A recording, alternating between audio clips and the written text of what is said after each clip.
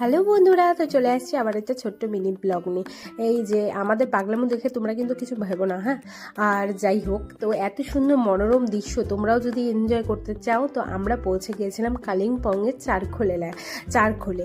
তো offbeat location. তো তার মাঝখানে সকাল সকাল কোনো প্ল্যান ছিল না, সকালবেলায় ঘুম থেকে উঠেই বর বললো চলো কোথাও যাই, যেহেতু অনেক দিন কোথাও যাওয়া হয়নি, তো তার জন্যই ঘুম থেকে উঠেই একদম তাড়াতাড়ি করে ঝটপট রেডি হয়ে বেরিয়ে পড়লাম। কিন্তু যেহেতু আমি কিচ্ছু খাইনি, তো তার জন্যই মাখনভোগে গিয়ে মাখনভোগ থেকে একটু কিছু খাবারও নিয়ে নিলাম। আর তার সাথে তো মিষ্টি, তো এত মিষ্টির দোকানে গেছি আর মিষ্টি খাবো না, যতই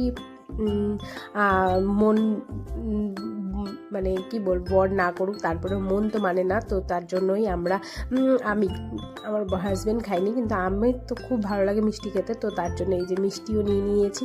আর তার সাথে একটুখানি দই ভাড়াও নিয়ে নিয়েছিলাম, আরও তার সাথে অনেক কিছু নিয়েছিলাম। তো পুরোটাই তোমাদের সাথে বলবো।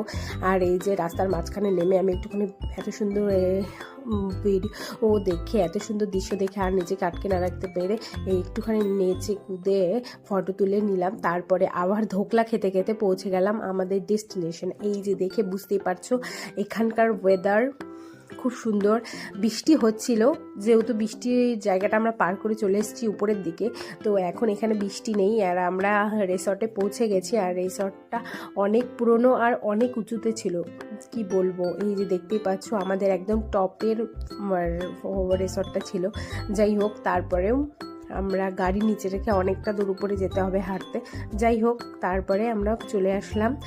যেহেতু রুম আগের থেকে বুকিং করে আসেনি, তো তার জন্য এই রুমগুলো একটু রেডি করতে টাইম লাগবে। তো তার মাঝখানে আমি যেহেতু সকাল থেকে চা খাইনি, তো আমি এসেই বললাম আমার কী লাগবে, চা খেতে লাগবে। তো তার জন্যই চা খেতে খেতেই আমরা চলে আসলাম ছাদে। আর এই যে এখন আমাদের জন্য চা নিয়ে এসছে। ছাদে এসেই দেখতে পেলাম যে এখানে একটা পুচকি বাচ্চা মেয়ে খেলা করছিল, তো ওর সাথে একটুখানি গল্প করছিলাম। তারপরে ও নিচে চলে গেল লজ্জা পেয়ে।